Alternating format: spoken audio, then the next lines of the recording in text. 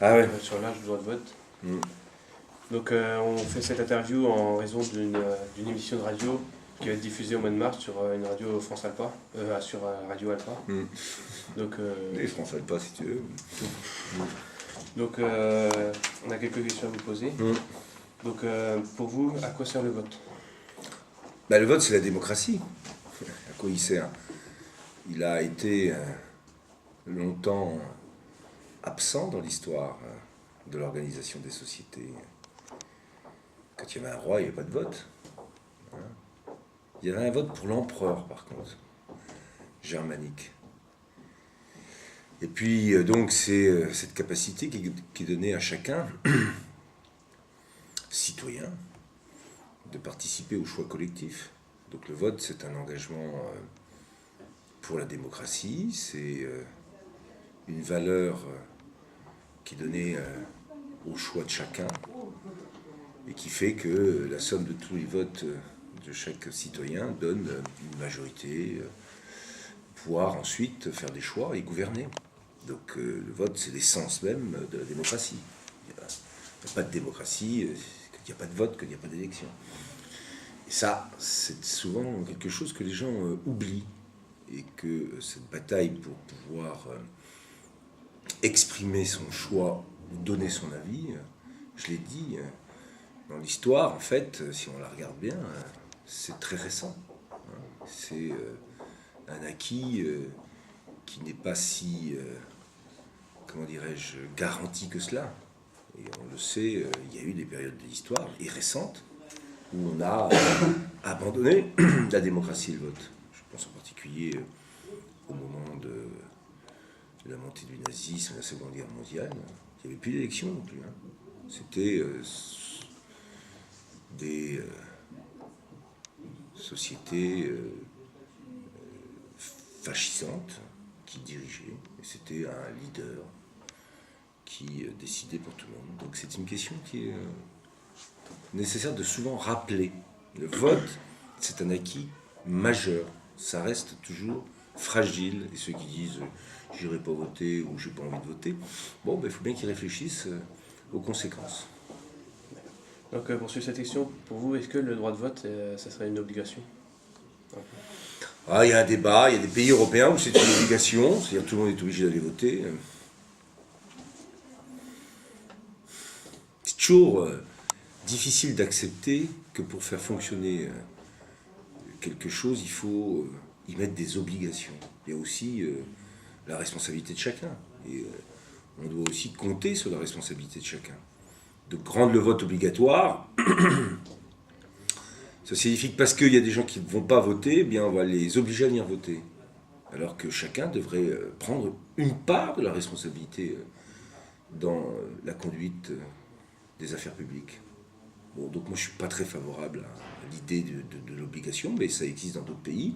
Ça aurait des conséquences aussi, c'est-à-dire qu'il faudrait reconnaître à ceux qu'on oblige à venir voter un droit aussi non seulement à voter, mais à voter blanc. Parce que s'ils s'abstiennent parfois, c'est parce qu'ils ne trouvent pas dans l'offre politique de choix qui correspondent à ce qu'ils souhaitent. Donc si on les oblige à voter, il faudrait intégrer un vote spécifique qui fasse que lorsqu'on n'est pas en capacité de choisir, on puisse dire j'ai pas été en capacité de choisir. Donc ça voudrait dire qu'il faudrait aussi aller vers le vote blanc, qui est un débat qui existe aussi. Mais l'obligation de vote, pour répondre à votre question, je n'y suis pas vraiment favorable. Et est-ce que le droit de vote, on peut ramener les jeunes à voter plus tôt? Donc est-ce que le droit de vote est judicieux vers 16 ans? Bah écoutez, il est à 18 ans, il était à 21 ans. Après, on peut toujours se demander s'il ne faut pas à chaque fois reculer ou avancer l'âge pour lequel on donne un droit de choisir. Là, comme ça, j'y suis pas. Je n'ai pas vraiment réfléchi, je ne suis pas favorable. Je pense qu'à 18 ans, au moment où on devient majeur, où on assume ses propres responsabilités, sachant qu'avant, vous n'êtes pas majeur, et donc vous êtes toujours sous la tutelle de vos parents. Donc si on est dans ce principe-là, ça serait un peu compliqué de dire que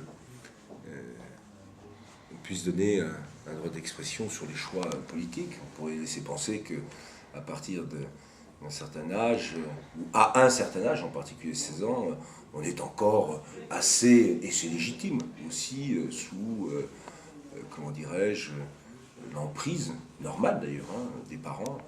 Bon, donc c'est un sujet qui, pour moi, aujourd'hui,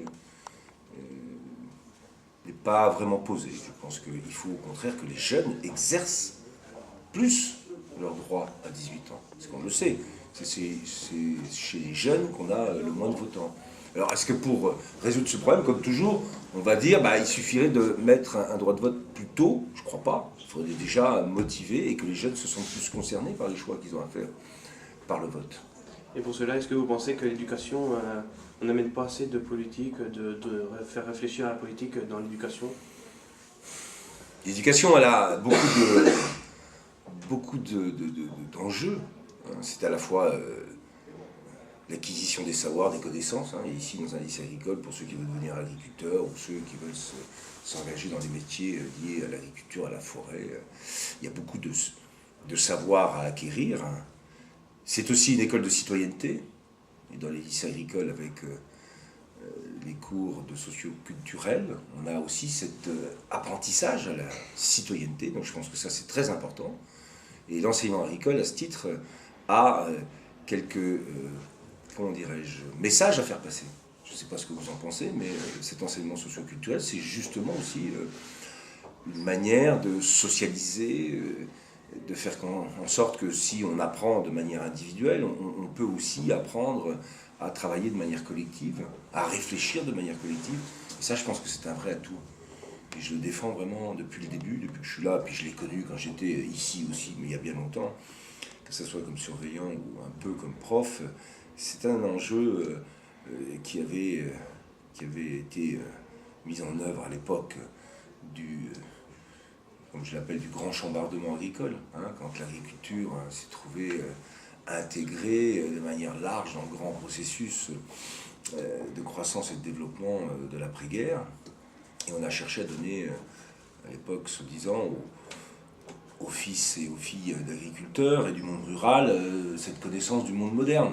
Et bien de là est né cet enseignement socio-culturel, qui est un enseignement très important pour l'apprentissage de la citoyenneté. Donc on a aujourd'hui, ici, dans l'enseignement agricole, un vrai outil de citoyenneté.